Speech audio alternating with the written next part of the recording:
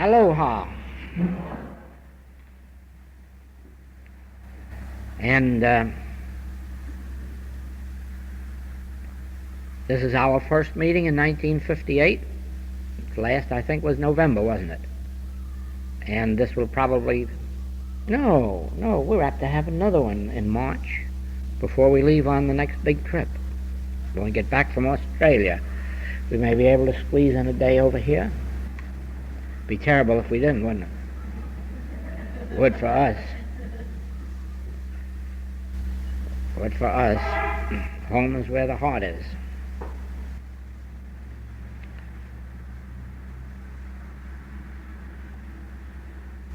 As you know, we do not measure the progress of the infinite way unfoldment by numbers, by how many people read or come to this teaching of the infinite way, but rather by the effect of the infinite way on the lives of the individuals who do open themselves to it. In other words, our work is aimed at a definite result in the lives of the students. Our aim is not in how many students turn to it, since the matter of amount, degree of its spread, really will come from its effect on the lives of individuals. Now,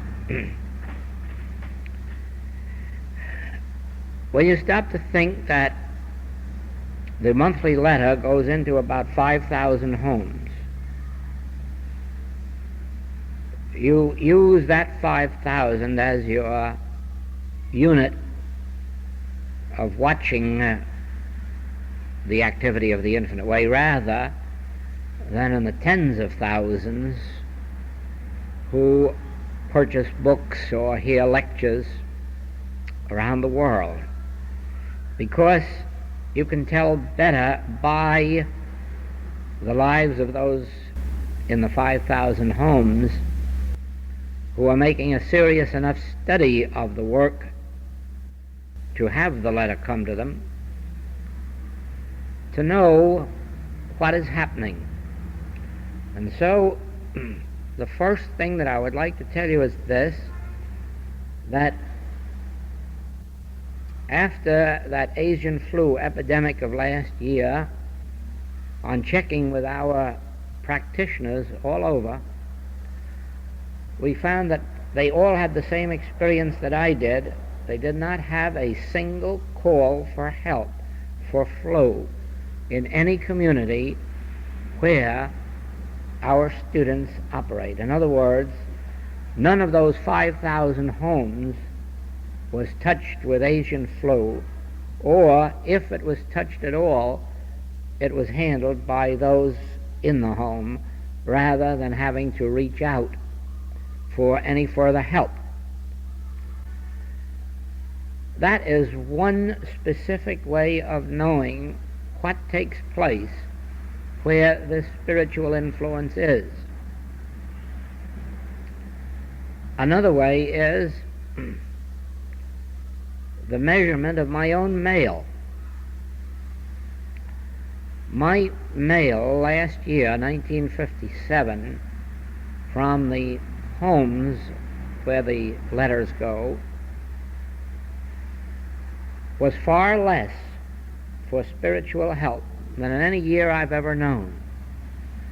My mail itself increased, but that was by the increase of mail from the homes where the infinite way is just coming into expression.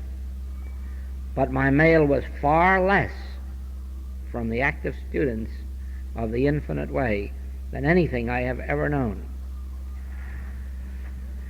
Now, all of this too indicates evidently a lessening degree of either illness or lack or unhappiness, misfortune. And it is in this manner that we are able to see whether or not the study and practice of the infinite way is changing our lives. Now, in the days of the Master, they taught spiritual principles by using the ordinary ways of life as illustrations. They used the examples of farming and so forth. They used the examples of their everyday experiences and built around them the spiritual lessons. Today, with machinery doing most of that work, we can't use those examples as they did. But we have a wider experience on which to build ours, and that is world affairs, because we happen to be in that particular period of history where world affairs occupies the major attention of the world.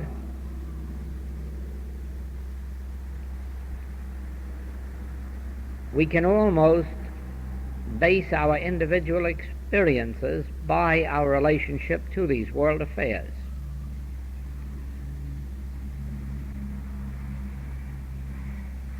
An official of the British government was over here recently, making a tour of the United States, speaking to those high in office and evidently in touch with the press and radio. And when he went back to England, he said, America is an unbelievable land.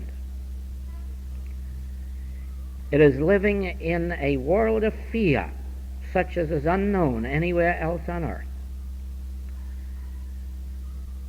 He says that there is almost a cloud of fear in which the people live. And he says the things that they fear sometimes frighten you and sometimes amuse you. And then he said, of course, their main fear is that they will be exterminated by a bomb. Now, of course, in your travels around the rest of the world, you don't meet with that fear. I told you, I guess a year or two ago, that was one of the strange things that you notice when you leave this country. You don't meet up with that fear of the bomb until you get back into it again. It may be because they've had so much bombing that they don't believe anything could be anything worse than they've had, since what can be worse than being bombed? And if you've been bombed, well, that's it. You either survived it or you didn't. Those that didn't have nothing left to fear. Those that do realize that it was foolish to fear. They're still here. But for whatever reason, he brought the attention of the press in England to the fact of this tremendous fear that grips the people. And then he went on and told many other things that they fear. And from our television, he took the idea that they fear body odors for fear they lose their husbands or wives if they should happen to have one. And a few other choice items like that from the television. And he built up quite a story of these fears. Of course, he was exaggerating, but he was bringing to light the state of national consciousness. And as you work in a work like ours, you do realize the amount of fear that grips so many of the people as they first come to a spiritual study. And then you notice how much less of that you find in your own groups, how much talk of the bombs and how little talk of the bombs and how little talk of the fears of the world that you come in contact with. And of course, as you meet with people of the outside world, they give you the impression that you are, or we are, hiding from the world and living an escape by not fearing it, until you do remind them that the hero dies but once and the coward dies every day of the week. A normal person probably does die once, but certainly there should be no reason for dying every single day of the week from the fear of a bomb or the fear of disease or the fear of this, that, or the other thing. And the point that I would like to make to you is this: that fear and living in fear is inevitable to a world that is living primarily from the standpoint of preserving either their health, their body, or their particular form of wealth. Anything that endangers a person's livelihood brings fear. Anything that endangers a person's heart or lungs brings fear. Anything that endangers a person's human sense of life brings fear, and that is inevitable when these have become the gods of one's world. If the object of life is to live 10 years longer or to have less pain, if the object of life is just to be sure that enough supply comes in every week to take care of the situation, then of course anything that would interfere with those things would result in fear. In my experience in this work, I have learned that fear is behind most of the troubles of those who seek help.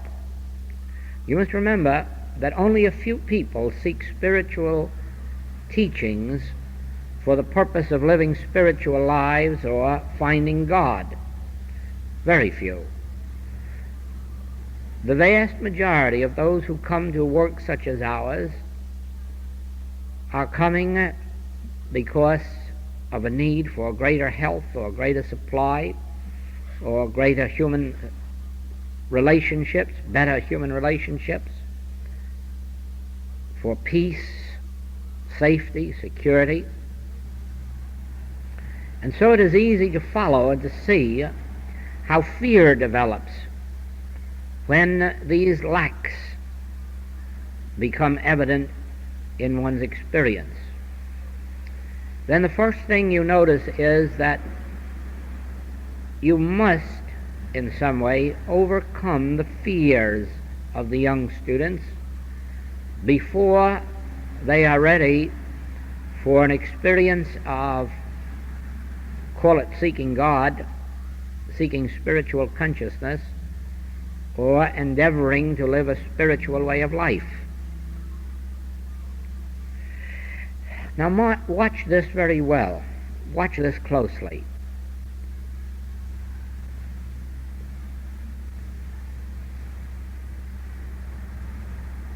As long as one's thought is centered on the attainment of health or supply or safety or security, the possibility of overcoming fear isn't very great. The reason for the fear must be eliminated before the fear itself can be overcome.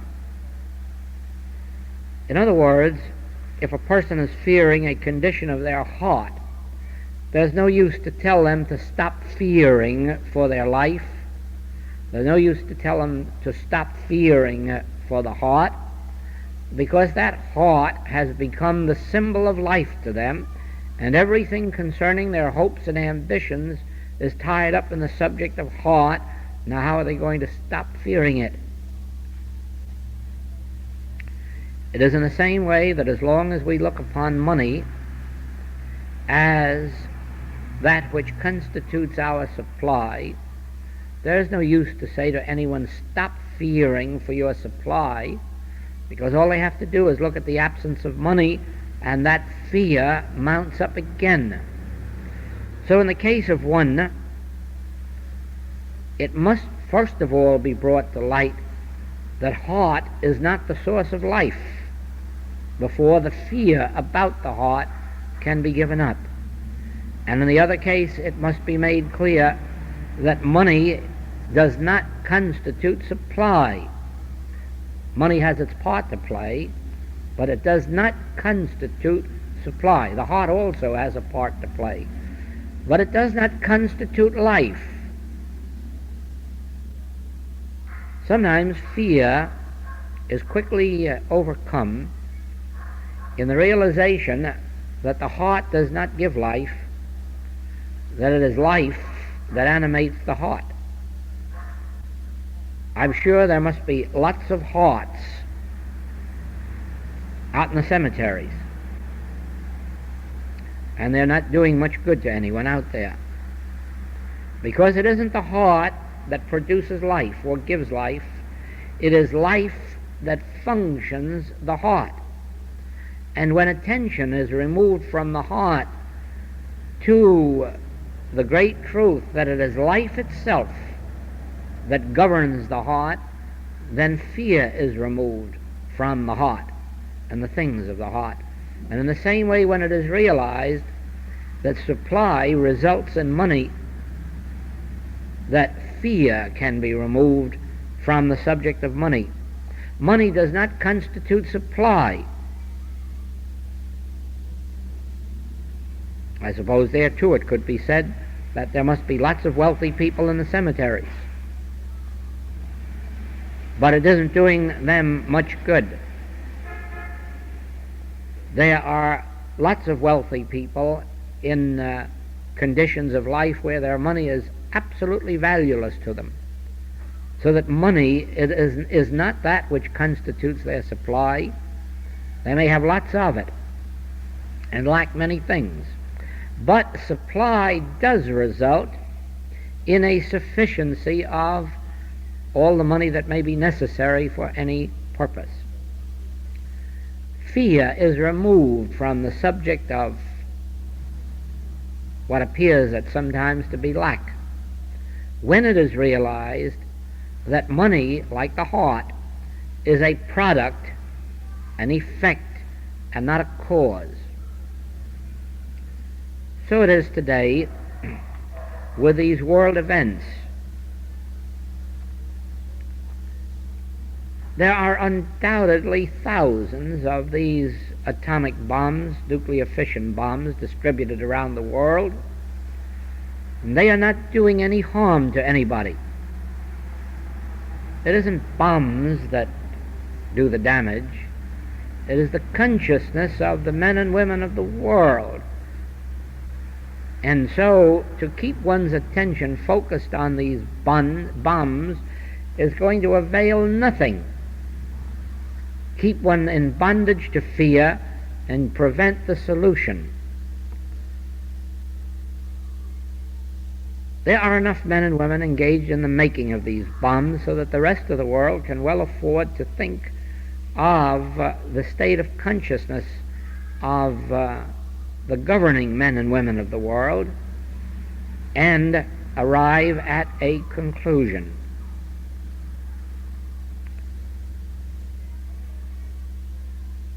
Now let us face this first from a human standpoint, because I'm speaking now not to the world. I know in advance that the world has no interest in what I'm about to say. It is only those who have turned to teachings like this that would have any understanding at all of what I'm about to say. From the human standpoint, face this, that the experience that is called death, passing from this phase of existence, is one that is common to every man and woman who has ever been born. and therefore is an experience that will happen to everyone who ever has been or will be born. And if we understand that, we will lose our fear of it. It is as inevitable as birth. And since we do not hesitate, never have in past, to send armies of young men and women out to lose their lives, there should certainly be nothing about death that should frighten those who have gone beyond the age of those youth who are so ready, willing, at every call to go out and sacrifice theirs. So that for us, the matter of living or dying should have no possible weight in our thoughts, nor should it produce any sense of fear. Living or dying isn't the important thing or the question at all.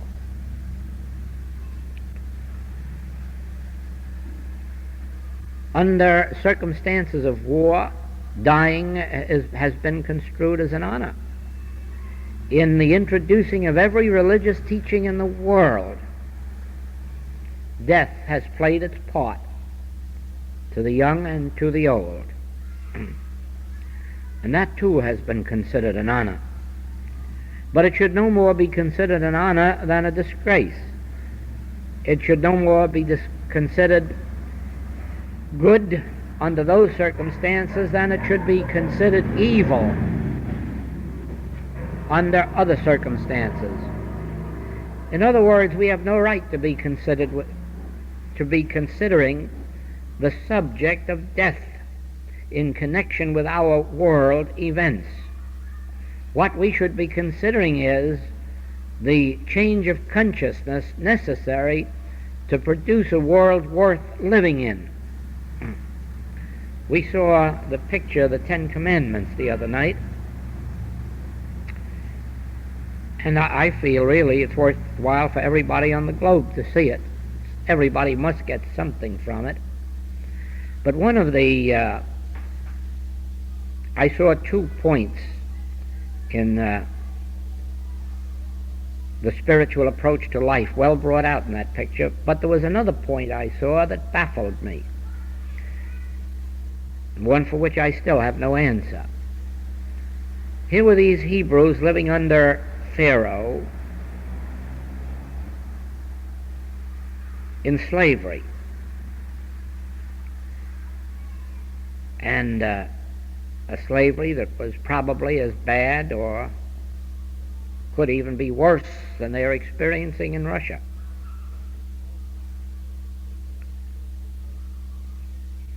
And there was no hope.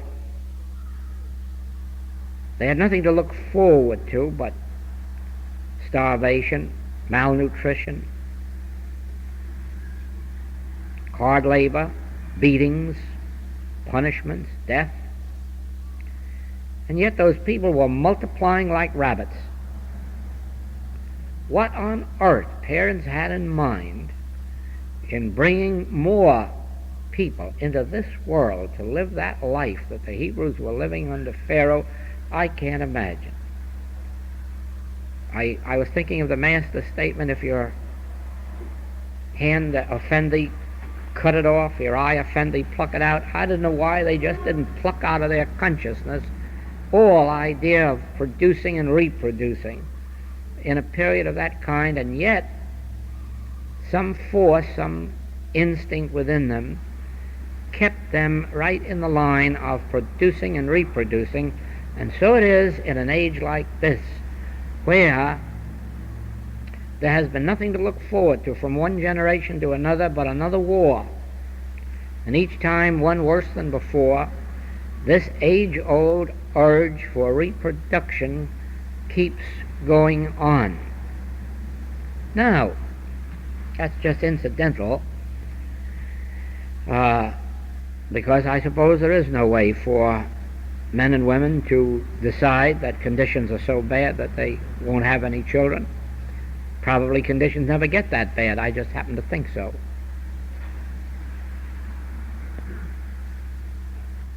But if they, or if the world at large, can go on about its normal business of producing and reproducing under such horrible conditions of life, then surely that itself must make clear that the mere living or dying is not the important point, but the inevitability of achieving the state of consciousness that makes life worth living. And there were those Hebrews living every single minute of their lives in hope of the coming of the one who was to free them. You would think they lived without hope, but they didn't. They lived every single minute in a hope of the deliverer coming, the one who would set them free from those conditions. Well, you know, there's something much more noble about that than the experience of human life today, in which we just seem to be in hopes that somebody will find a way to stop a bomb. That's not a high deliverance, just to be delivered from a bomb or from poverty.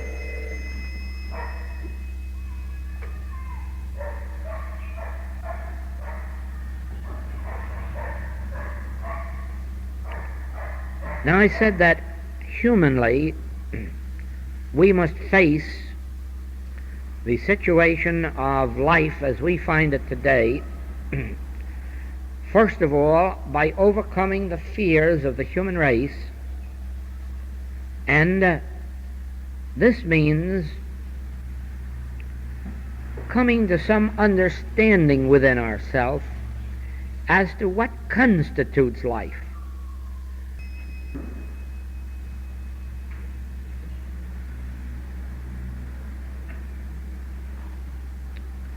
By life, do we merely mean the removal of the danger of a bomb? By life, do we merely mean resting on the fact that at a certain age we'll have Social Security to live on? By life, do we merely mean that business as usual, regardless of what happens to the rest of the world? Or do we mean within ourselves, and I'm speaking now only of those opening themselves to spiritual wisdom, do we mean by life the attainment of a state of consciousness in which we find freedom from the fears of the world? There is no other freedom except the freedom from fears, because when freedom from fear is attained, it is only attained because of the overcoming of the conditions that have produced fear. In other words,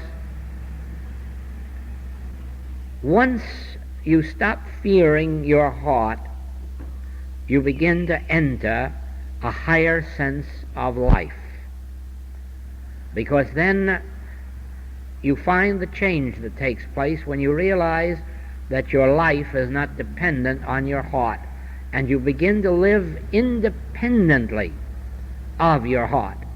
You begin to live without a thought of heart entering your mind, and you then find that the heart is governed harmoniously by life, and you wonder how it happened. In the same way,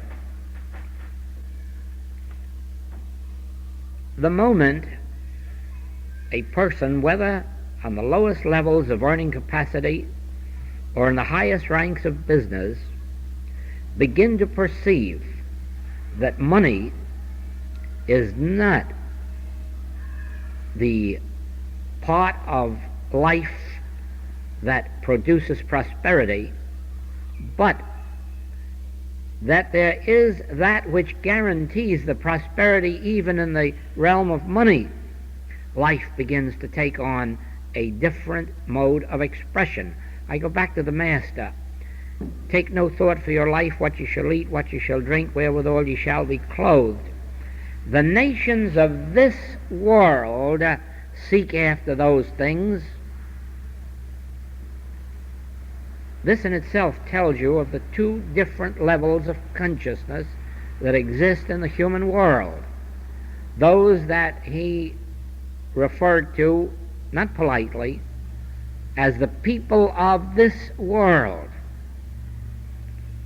They take thought, but not ye. Ye, the spiritual students of the world, seek ye the kingdom of God and his righteousness, and these things, the wherewithal that you shall be clothed, and the food you eat, the rent, the housing, and the capital, all of this shall be added unto you. Now, there are two states of consciousness in the human world. The state of consciousness that is called the people of this world, the nations of this world, those who live by effects, and they live mostly in fear, because there's always the danger of something happening to those effects. And then there are these others, ye, he called them, ye. These live by the grace of God and find that all these things that the nations of this world is worrying about, concerning itself about, fearing, hating, loving, these are all added without taking thought, without giving any conscious thought, without fearing, without concern, without doubt, without all of the anxieties and fears that are known to the people of this world.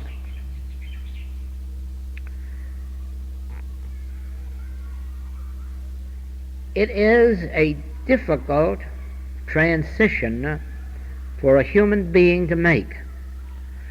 The transition from being of the nations of this world that fear things to the state of consciousness that is called ye, my disciples, those who take thought for the things of God, letting these other things be added unto them. It is not an easy transition to make, because we were born in a materialistic age. We were born in an age when things were important, and spiritual emphasis either of no importance at all or something even to be ridiculed. Now,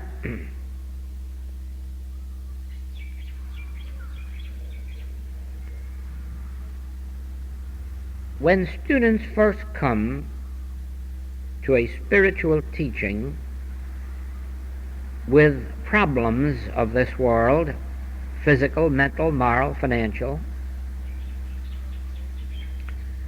their first thought is that they can combine their old material modes with the spiritual. In other words, it would be a very good idea if you could go on taking these medicines that are given to you and have some prayers at the same time that would in some mysterious way cooperate with the medicines and make you nice and whole. You see, you have had to sacrifice nothing. You've had the comfort of the medicines and the prayers both. And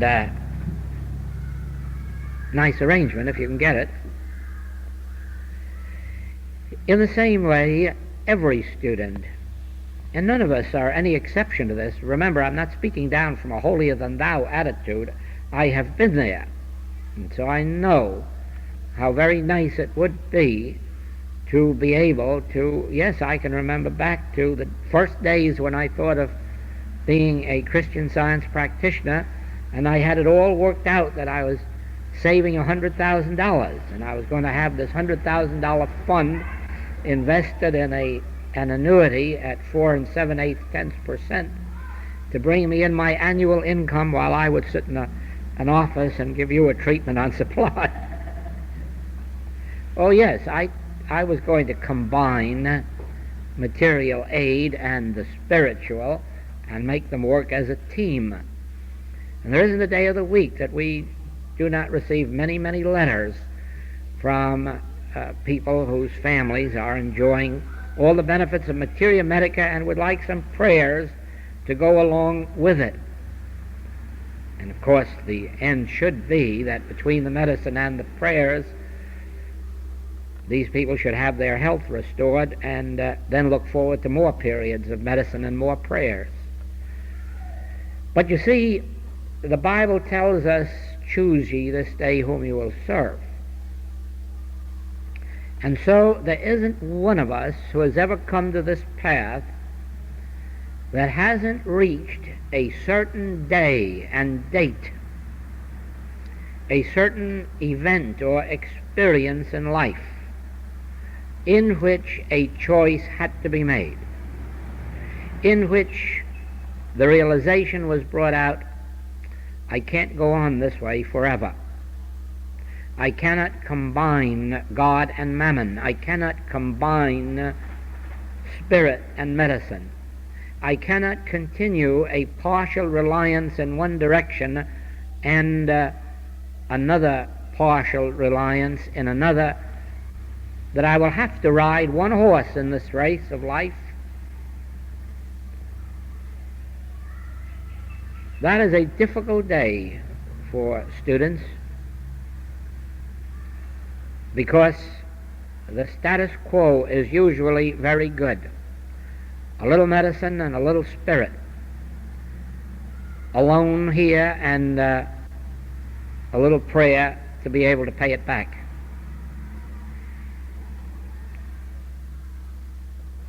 It is really borrowing from Peter to pay Paul. And in the end it doesn't work. That is why practitioners in our work only succeed in the degree that they have arrived at a state of consciousness in which they have perceived the reason for our faith. And this is the point that I'm coming to. It isn't that we believe that there is a God who for some mysterious reason is going to heal your disease while not healing the man down the street with the same disease. It is not that we believe that there is a God who is going to do something for our supply that it isn't doing for the supply of our neighbor down the street. It isn't really that we look at life from the standpoint of its physical aspects and believe that there is a spiritual God going to change them. Oh no. You only come to the practitioner's state of consciousness when you have seen through the physical sense of existence to the absolute truth. And then you have what the world calls courage of your convictions. And it isn't that at all. It's a knowledge of principles. In other words, a doctor watching us by the bedside of a dying patient may say, you have a lot of courage not to resort to a material remedy. But I can say to you that there's no courage involved in it at all. It is having attained a state of awareness in which it is evident that health is not dependent on the body, but that body is dependent on an omnipresent state of health. Health is here and now. Health is just as much here as integrity, loyalty, fidelity. And the reason we are not experiencing it in its fullness is that we are not looking to health to govern the body. We are looking to the body to produce health. And that is the reason we are having financial difficulties all over the world, resulting in these fears of bombs. There'd be no fears of bombs if it weren't for dollars and pounds. Don't forget that nobody wants to throw these bombs around except for any reason. Dollars and pounds is the only reason that any nation wants to throw bombs. They either want more dollars and pounds than they've got, or they're trying to protect those that they have, and they're willing to throw these bombs around to do it. Now, you can't ask them out in the world to change that, because they have no way through the human mind. The things of God are foolishness with man, so they have no way of knowing that money isn't supply, and money doesn't produce supply. Supply produces money, and supply is as omnipresent as air. There is as much supply here, right where I am and right where you are, as there is air, and just as available, and it's free. It is not attained by might nor by power, but by my Spirit. The truth shall make you free. Know the truth, and the truth will make you free. And from the moment that you begin to reverse the material sense of life and begin to understand that life functions this body and that supply functions money, you are then free of the fears of this world. You have overcome this world. The Master said, I have overcome this world. And he hadn't overcome it by having the wealth of Midas, nor had he overcome it by having a storehouse full of health. He overcame this world by knowing that right here where I stand is holy ground. For there is a spirit in man that perpetuates him.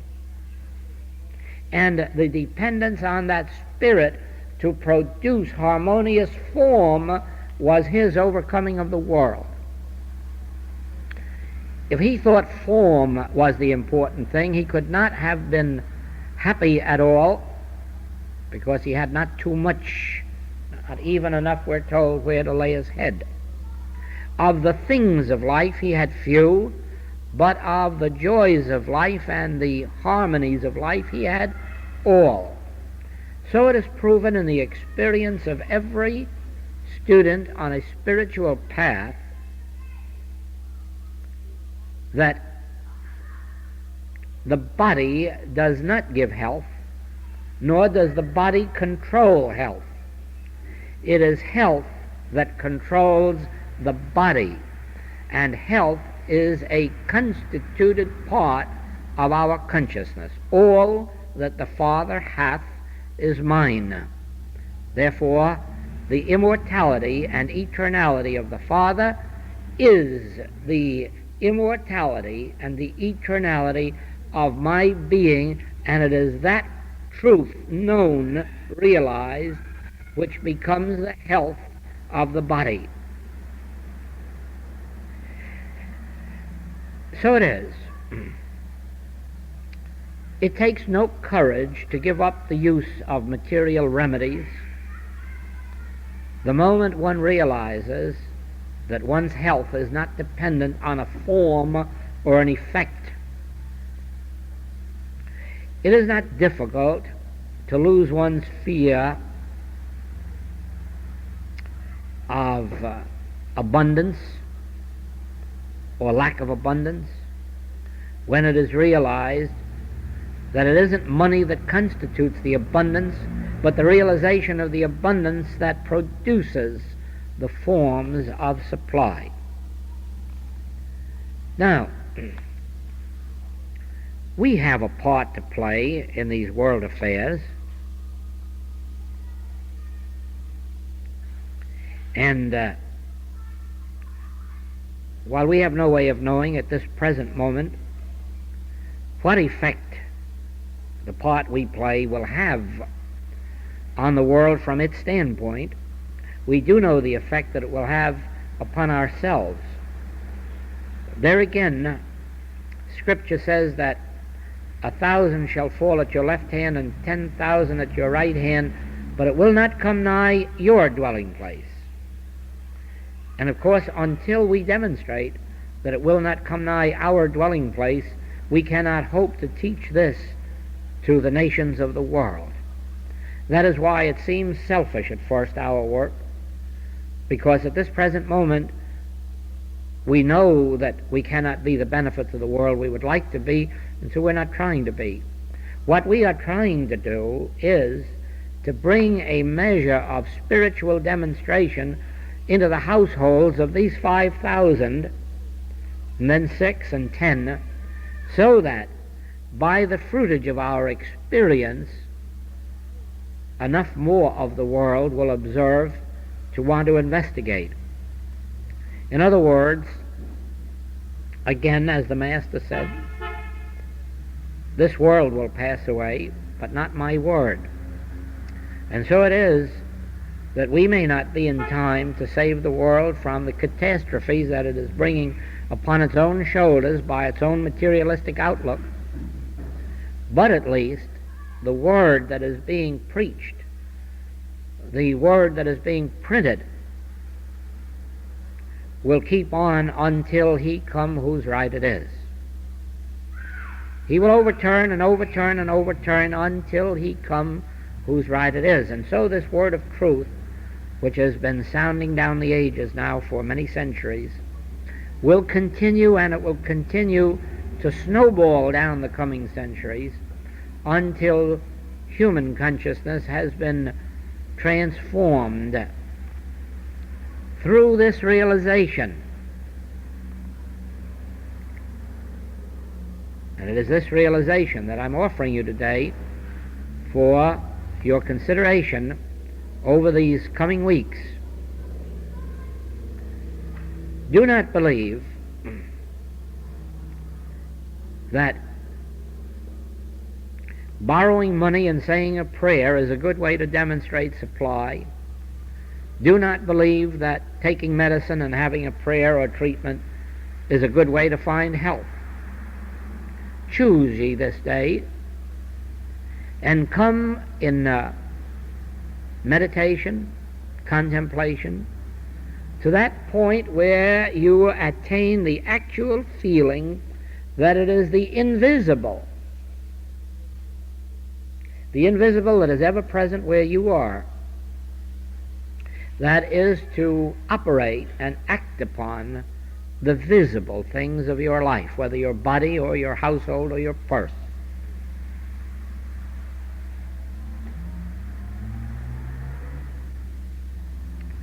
I am come that ye might have life, and that ye might have it more abundantly. You see where this health and harmony and abundance proceeds from I within your being. That word I, which actually you fear oftentimes more than you revere.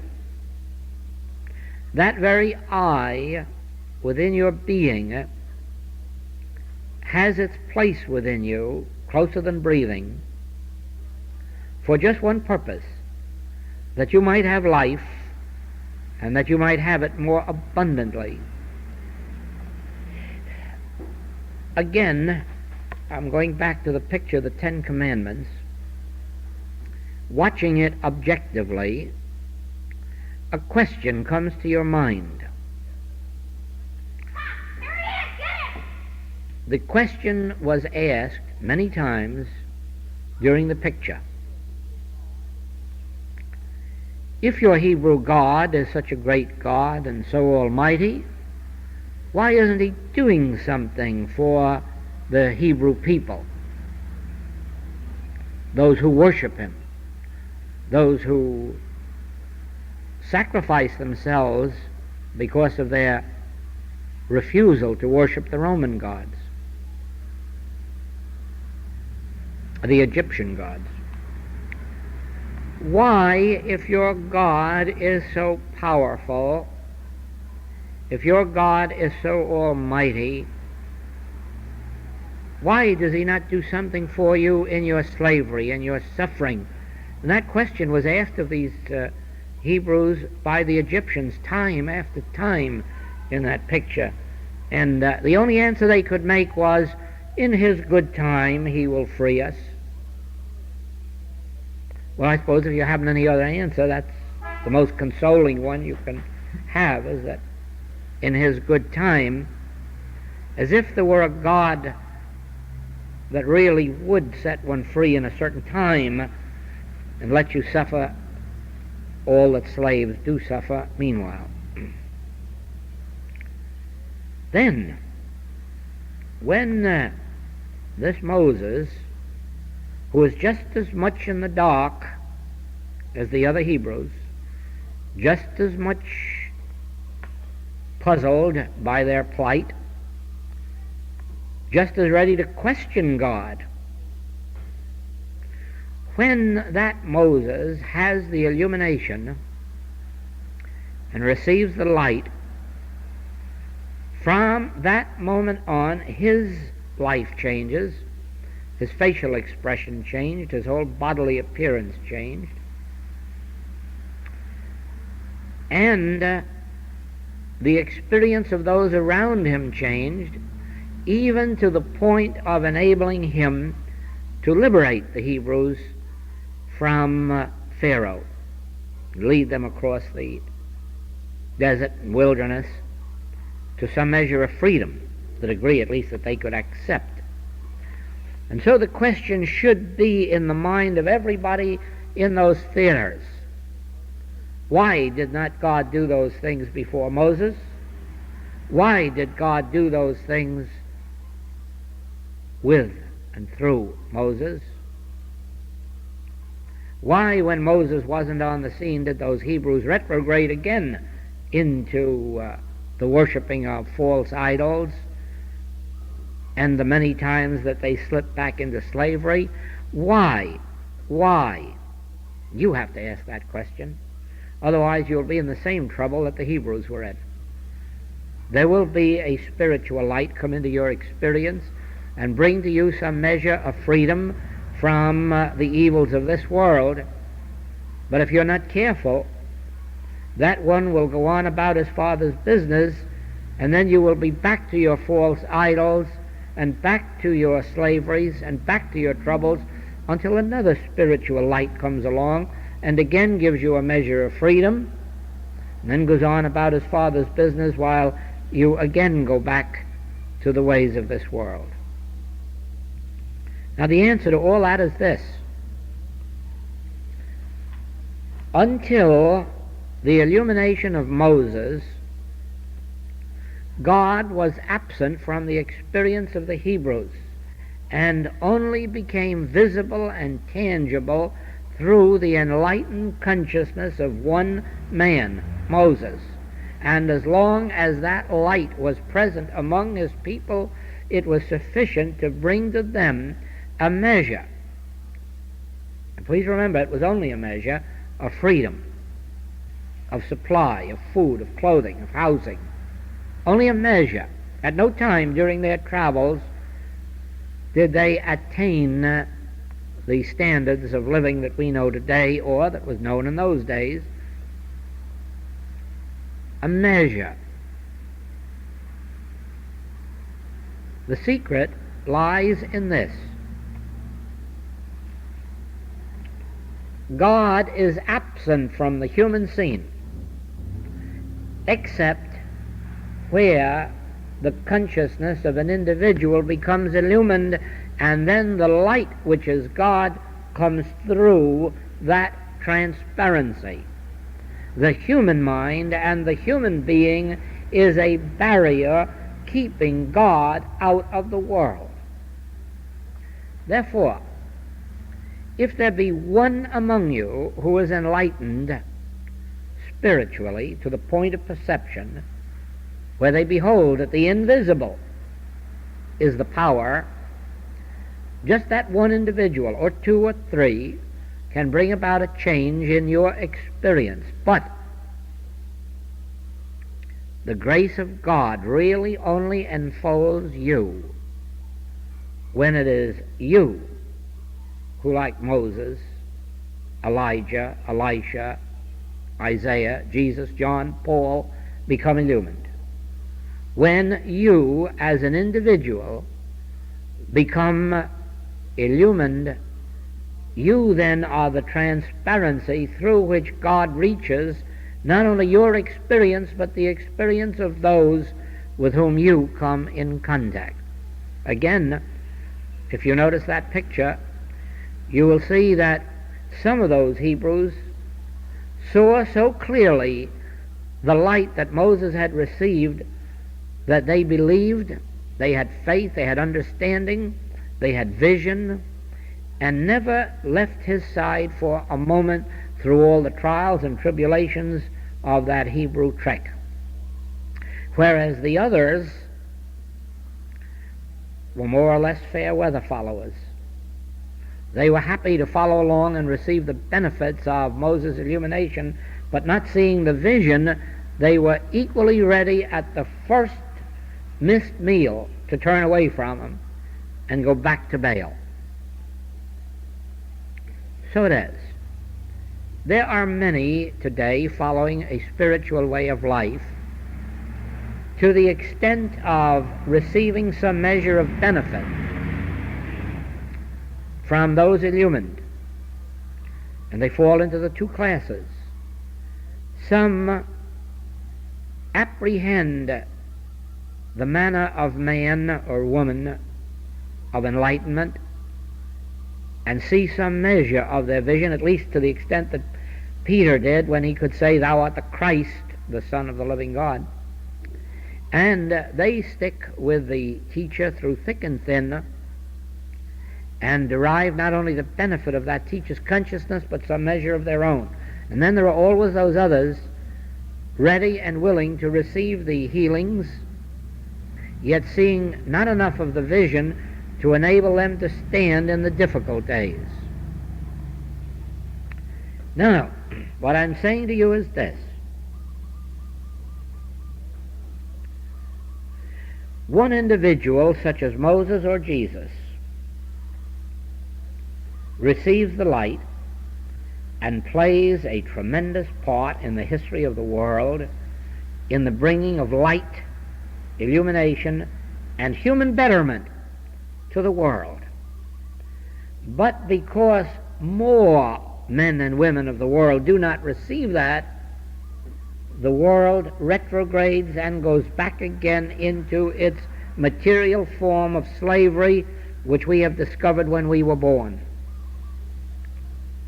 And well, it can lose even the vision of today if more do not awaken and become transparencies through which God's grace, God's life, God's supply can reach this world. Well, whenever it's out, you'll have to let it go, because I still have a few minutes in my system. Catch this point. As human beings, we are barriers to God, and God cannot break through. God cannot manifest himself on earth through the human being. It is only the human being receiving light or spiritual illumination that becomes the transparency through which God can appear.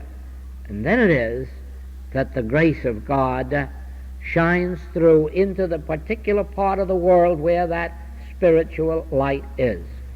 There are people today in every part of the globe who have received some measure of spiritual light, and they are a blessing, a benediction to their particular part of the world. It makes no difference whether it is an Hawaiian kahuna who has seen some light, or a Japanese priest, or an English mystic, or German or French. Wherever they are found, they bring a measure of light into their world, just as the spiritual healing practitioners of our modern world bring the light and health and supply to their world. But all the rest of this world, the 99 and 99 100ths%, are in darkness, and they are without the benefit of God operating in their experience.